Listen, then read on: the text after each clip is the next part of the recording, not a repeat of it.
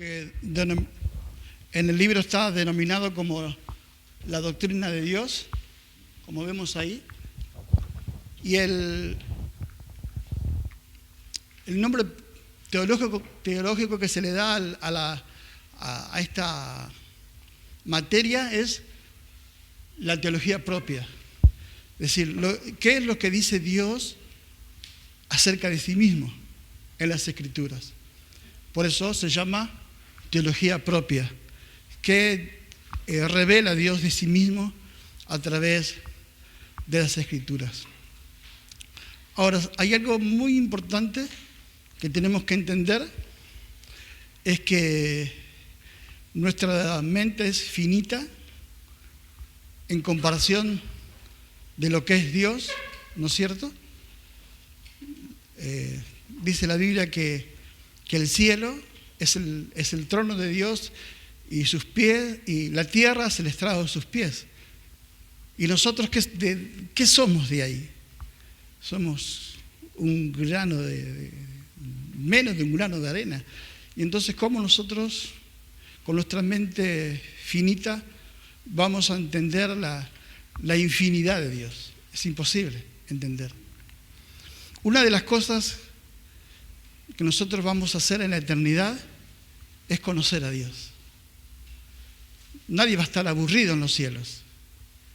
Vamos a entender quién es Dios y vamos a conocer a Dios y vamos a pasar eternidades tras eternidades y Dios nos va a sorprender con lo que Él es.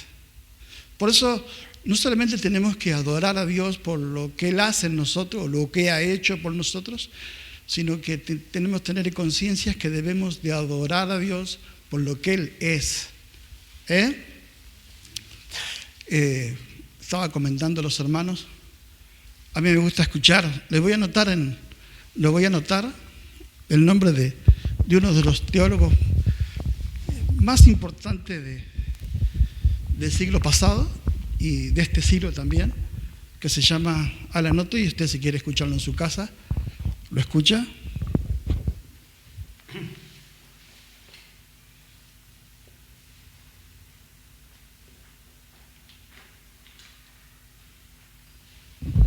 R.S. Sproul, ustedes pueden escucharlos.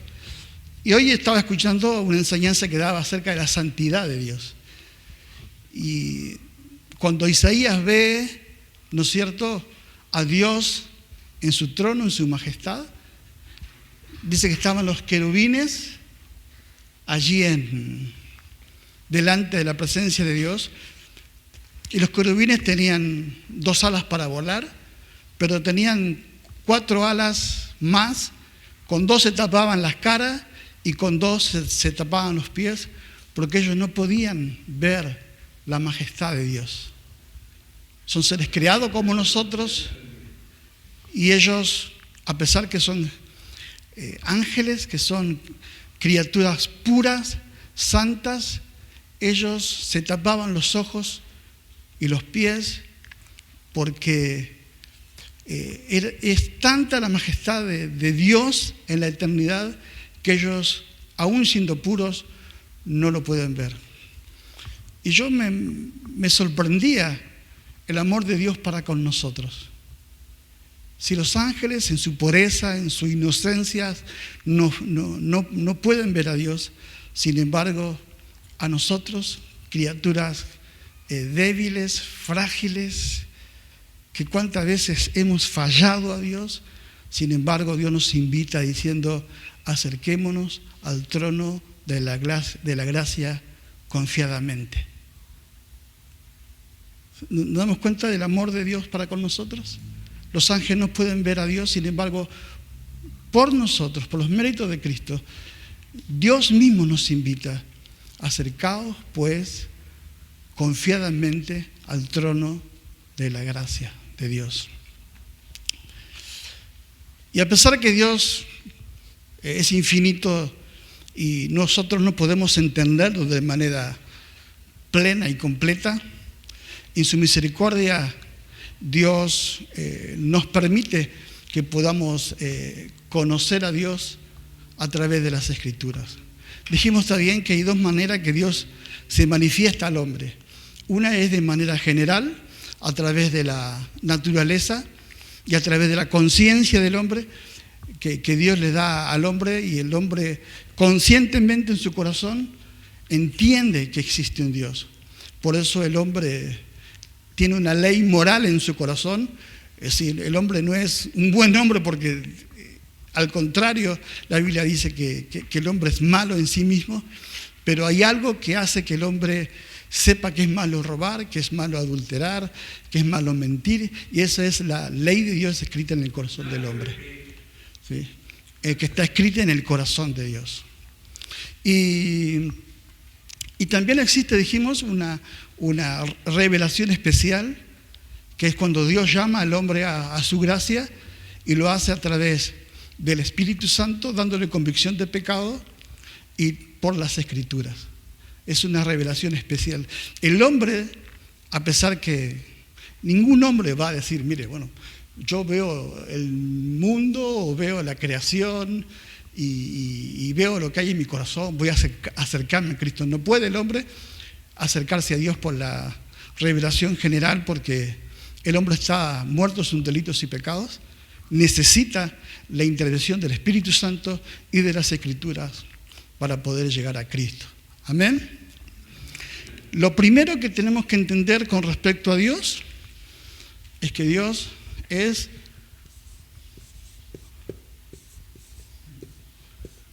único. No hay otro Dios. Deuteronomio 6:4 dice: oye Israel, Jehová nuestro Dios, uno es. Y en el Nuevo Testamento encontramos 1 Timoteo 2:5, porque hay un solo Dios, un solo mediador entre Dios y los hombres, Jesucristo hombre. Pero la Biblia es revelada de manera progresiva, y de manera progresiva vamos entendiendo que si bien Dios es único, es uno, también Dios es una Trinidad. Y quizás no tome toda la clase explicar eso hoy.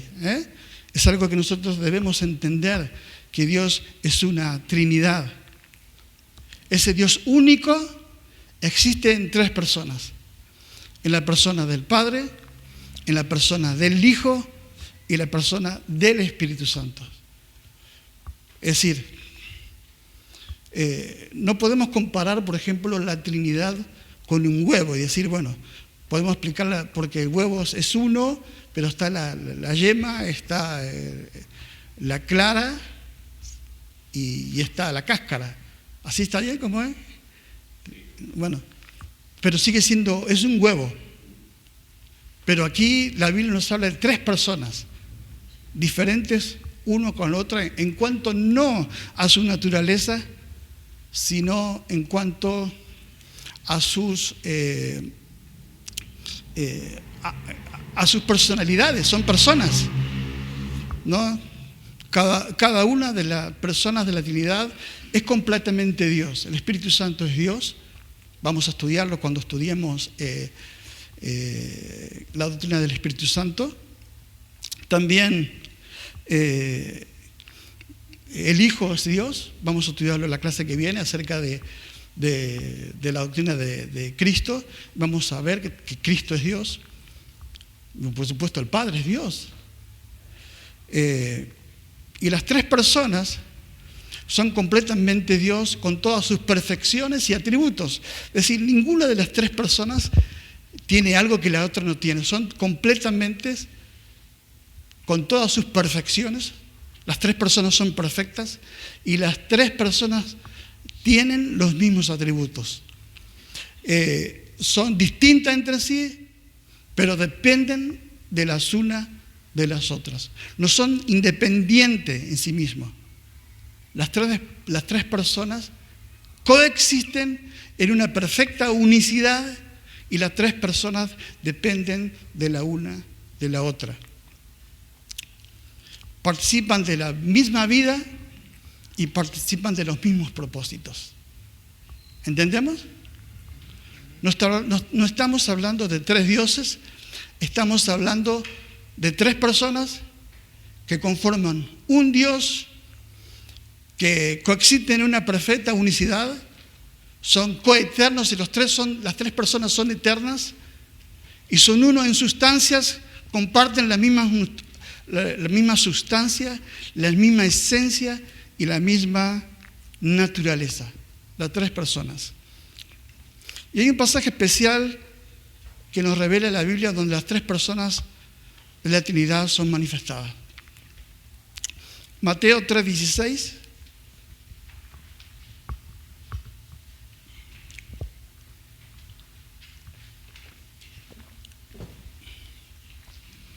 Dice así: y Jesús, después que fue bautizado, ahí vemos una persona, Jesús, después que fue bautizado, subió luego del agua. He aquí los cielos le fueron abiertos y vio al Espíritu de Dios, la segunda persona, que descendía como paloma y venía a él. Y hubo una voz de los cielos que decía: este es mi Hijo amado, quien tengo complacencia. Vemos ahí Jesús siendo bautizado, el Espíritu Santo bajando en forma de paloma y el Padre hablando desde la eternidad: este es mi Hijo amado en quien yo tengo complacencia. Aquí encontramos las tres personas de la Trinidad en un mismo evento.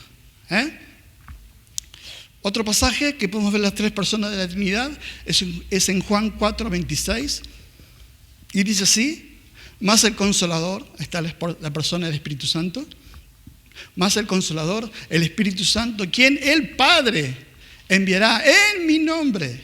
Él os enseñará todas las cosas y os recordará lo que yo he dicho. Vemos ahí al Consolador, el Espíritu Santo, que el Padre va a enviar, y Jesús dice que en mi nombre lo va a mandar y Él lo va a hacer recordar las cosas que Jesús había enseñado. Hoy tenemos los evangelios porque el Espíritu Santo hizo recordar a los discípulos, a los escritores de los evangelios, lo que Jesús había hablado, enseñado. En el caso de Lucas, por ejemplo, él no fue contemporáneo de Jesús, no fue discípulo del Señor Lucas, pero sí él investigó, y las personas que habían escuchado a Jesús, el Espíritu Santo le hizo recordar las enseñanzas de Jesús, los milagros de Jesús, los eventos milagrosos de Jesús, las enseñanzas de Jesús, y Lucas pudo escribir su libro. Y dice: y Él me glorificará porque tomará de lo mío y os hará saber.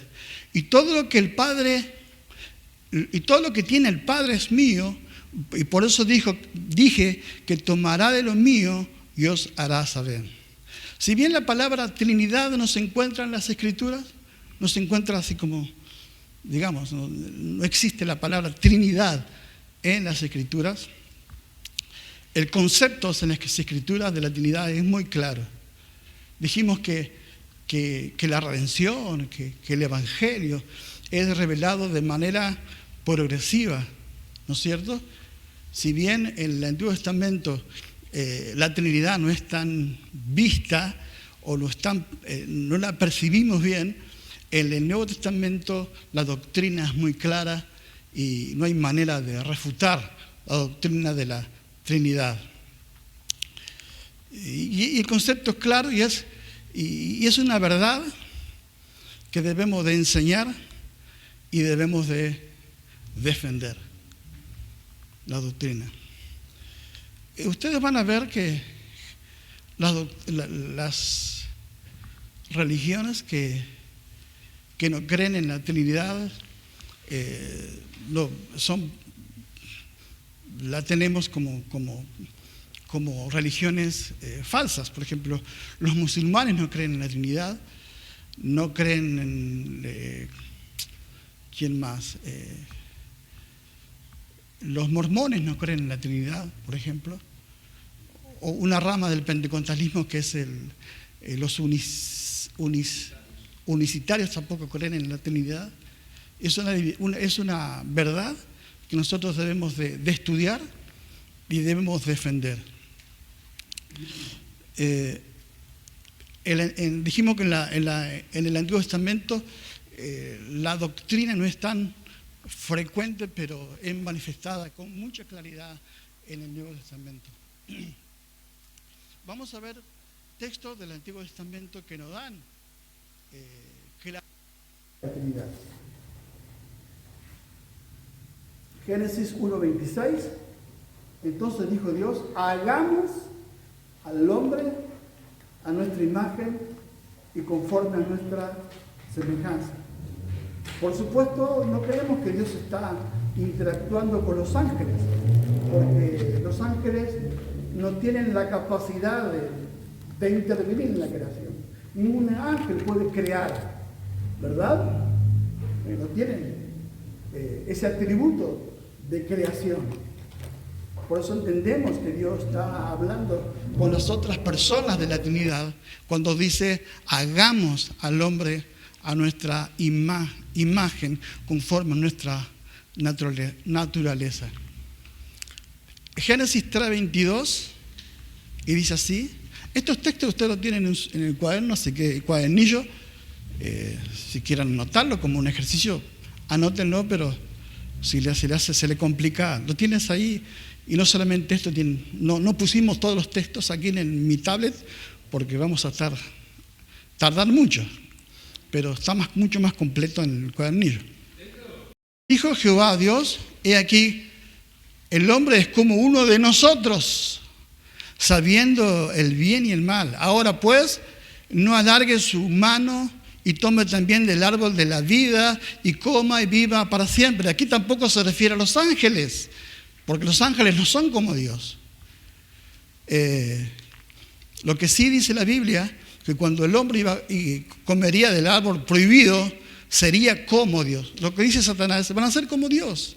Y aquí dice, mire, Dios dice: han comido del árbol y van a ser como nosotros. No dice Dios, van a ser como yo.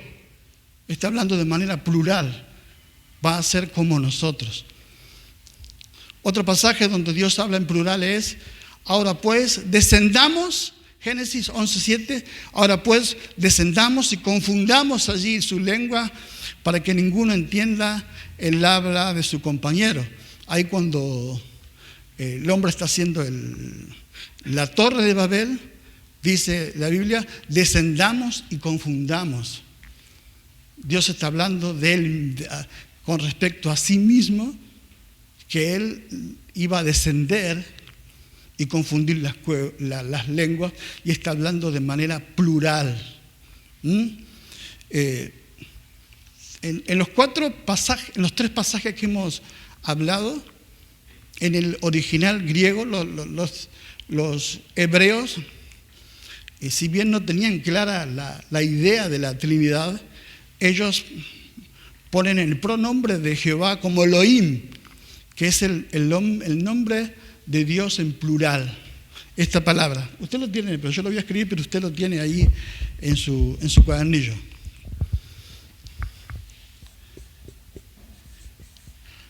A ver, escribí bien. Espera,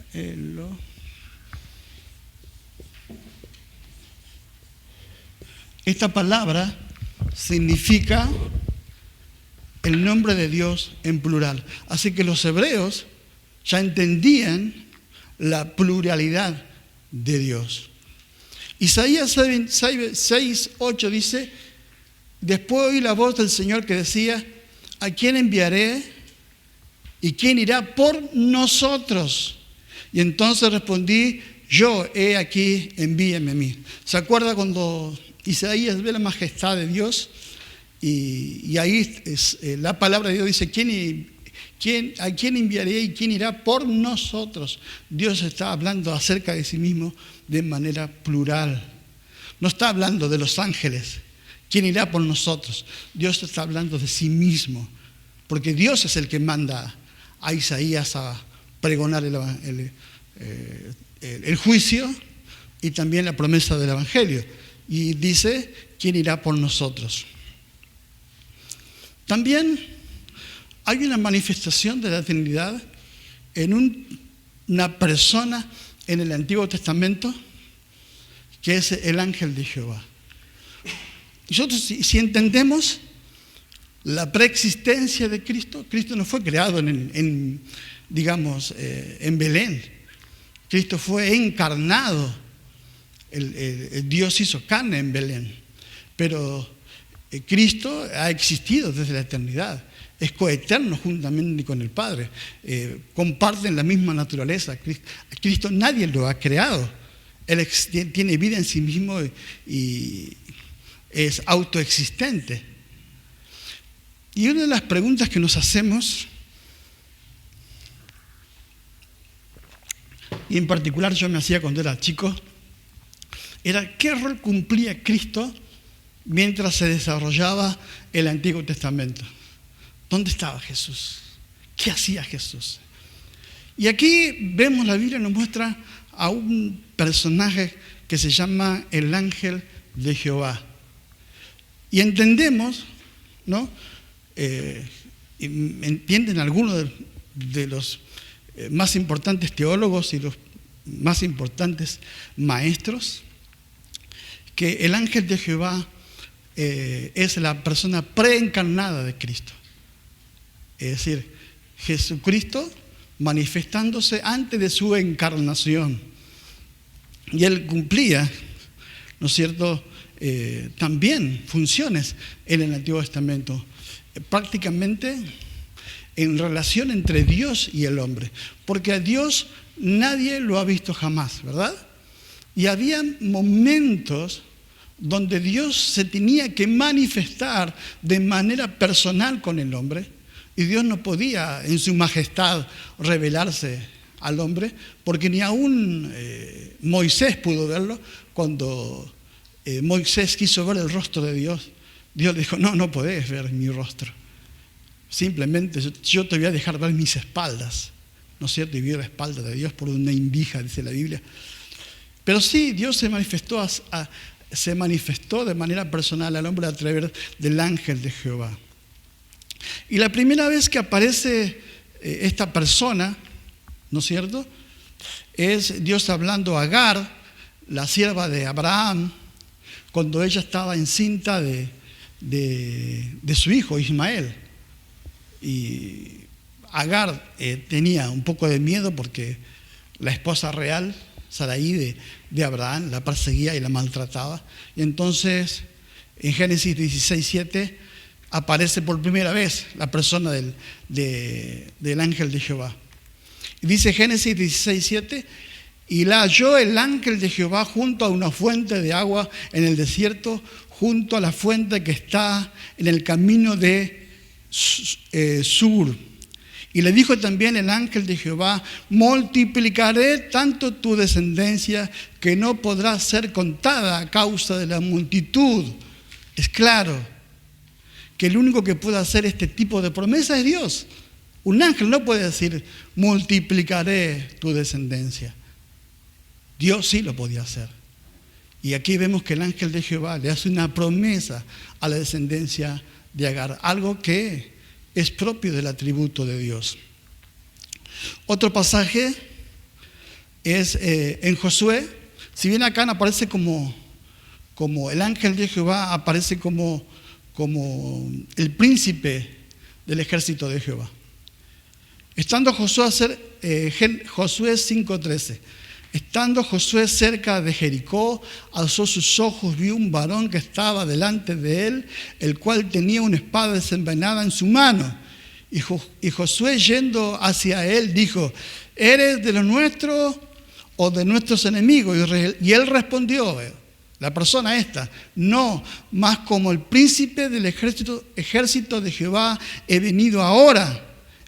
Entonces Josué, postrándose sobre su rostro en tierra, le adoró y le dijo, ¿qué dice mi señor a su siervo? Y el príncipe del ejército de Jehová respondió a Josué, quita el calzado de tus pies, porque el lugar donde está es santo. Y Josué lo hizo así. Si esta persona era un ángel común, primero, no se hubiese dejado adorar. Sin embargo, el príncipe o el ángel de Jehová permite que Josué le adore. Y segundo, que se manifiesta de la misma manera cuando Dios se manifiesta a Moisés en la zarza. ¿Qué le dice Dios a Moisés? Sácate el calzado de tus pies porque el lugar donde está es santo. ¿Por qué Dios le dice cada vez que se encuentra de manera personal con el hombre que se saque el calzado de sus pies? Porque los pies son signo de que somos criaturas de Dios, que somos creadores, creados por Dios. No autoexistimos, Dios nos ha creado.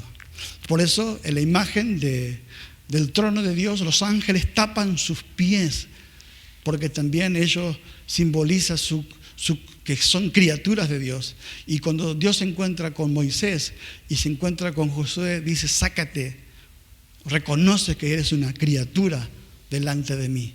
Y se tienen que sacar los zapatos, porque el lugar donde está es santo. También cuando Dios le promete a la mamá de Sansón que iba a tener un hijo, ella era una mujer estéril, no podía tener hijos. Sin embargo, se le aparece el ángel de Jehová y le da una promesa, y dice así, Jueces 13:3. A esta mujer apareció el ángel de Jehová y le dijo: he aquí que tú eres estéril y nunca has tenido hijo, pero concebirás y darás a luz un hijo. Entonces dijo Manoah al ángel de Jehová: ¿cuál es tu nombre para que cuando se cumpliese tu palabra te honremos? Y el ángel de Jehová respondió: ¿por qué preguntas mi nombre, que es admirable? ¿Dónde encontramos el nombre admirable también? En Cristo. Cuando Dios le da la promesa a Isaías, dice que su nombre va a ser admirable. Dice: ¿por qué me preguntas mi nombre? Porque es admirable. Dice: Manoah tomó un cabrito y una ofrenda y le ofreció sobre una peña, y Jehová y el ángel hizo un milagro. Ofreció en la peña a Jehová ofreció un sacrificio, y el ángel hizo un milagro delante de los ojos de Manoah y de su mujer. Porque aconteció que cuando la llama subía del altar hacia el cielo, el ángel de Jehová subió en la llama del altar ante los ojos de Manoah y su mujer, los cuales se postraron en tierra. ¿Ustedes se acuerdan cuando el profeta oró para que caiga fuego del cielo? ¿No? Dice que él oró y cayó. Sin embargo, aquí el fuego no cayó del cielo. El fuego salió de la tierra y fue hacia el cielo. Es porque Dios estaba aquí con ellos. Estaba ahí en el altar. No hace falta que caiga fuego del cielo porque Dios estaba ahí junto al altar. Entonces el fuego salió desde la misma presencia de Dios, se salió del altar, y en la misma llama del humo se fue el ángel de Jehová. Lo que decíamos acerca de cómo Isaías habla acerca de que el niño, que Cristo se va a llamar admirable, como también el ángel de Jehová se dice a sí mismo que su nombre es admirable. Dice Isaías 9:6, porque un niño os es nacido, hijo es dado, y el principado sobre su hombro, y se llamará su nombre admirable, consejero, Dios fuerte, Padre eterno y príncipe de paz. Si bien entendimos que Cristo opera en el Antiguo Testamento a través de la persona del ángel de Jehová, también el Espíritu Santo opera en el Antiguo Testamento a través como también el Espíritu de Dios. Es decir, no es una exclusividad el Espíritu Santo para el Nuevo Testamento.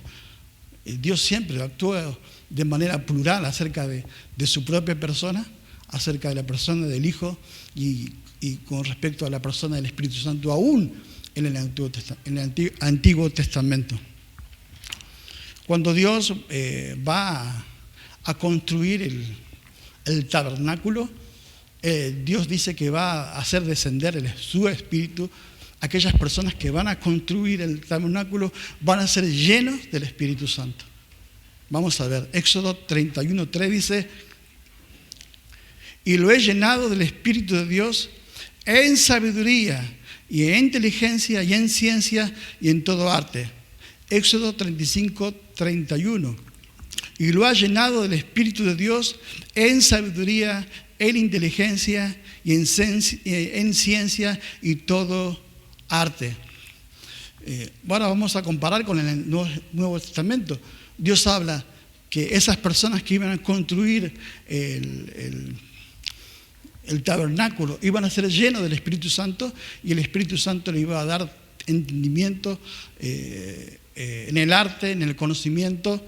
Y tenemos que esa misma palabra se repite cuando en la iglesia somos llenos del Espíritu Santo. Hechos 2:4, y todos fueron llenos del Espíritu Santo y comenzaron a hablar en otras lenguas según el Espíritu le daba que hablasen.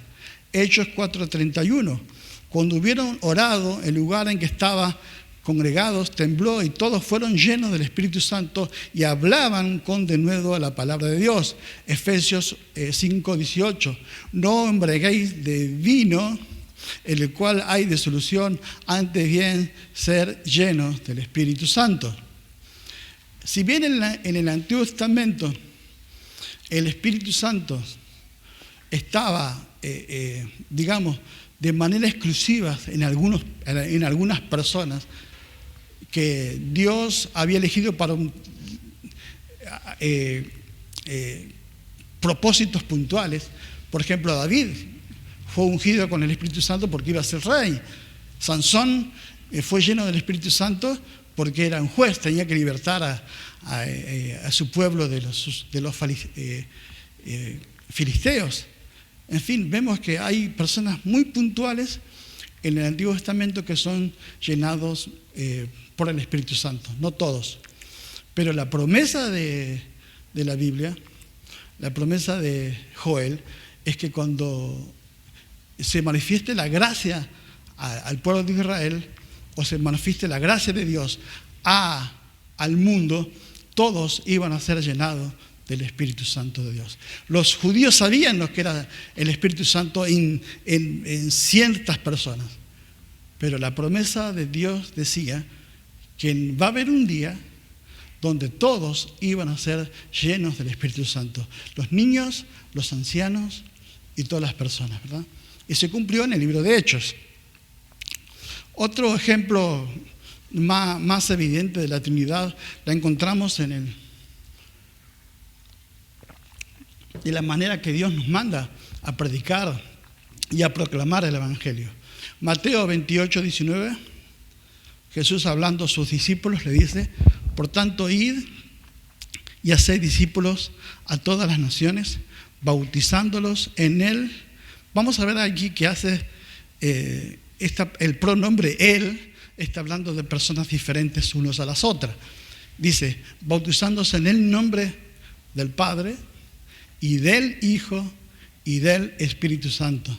Vemos que antes de cada nombre hay un pronombre, que es de Él, que es Él, y está ahí identificando las personas de la Trinidad en cual la iglesia debe bautizar a aquellas personas que van a ser bautizadas en la iglesia, ¿no?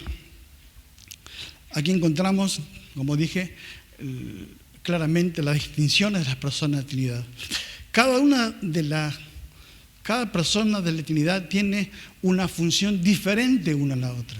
Si bien son coeternas, comparten la misma esencia, comparten la misma naturaleza, la función que cumplen, la redención del hombre, cada uno cumple una función diferente. Debemos aclarar también una cosa, que si bien cada una de las personas actúa de manera particular, diferente a la otra en la obra de la redención, las tres también actúan en la redención juntas. ¿Entienden? El Espíritu Santo está en nuestros corazones y está cumpliendo la función, ¿no es cierto?, de habitar en nosotros, enseñarnos, guiarnos, consolarnos, pero también Cristo cumple esa función en nosotros. Amén. Jesús cuando le dice a la iglesia de la Odisea, le dice, yo estoy aquí en la puerta y llamo, y si abrieres su corazón, si abrieren la puerta de su corazón, vendremos y haremos moradas y cenaremos, está hablando en plural, cenaremos y estaremos ahí juntos. Jesús hablando de manera plural, si la Trinidad habitando en el corazón del hombre. Pero también tenemos que ver desde el punto de vista teológico que cada persona va a ocupar una función diferente una de la otra en la redención.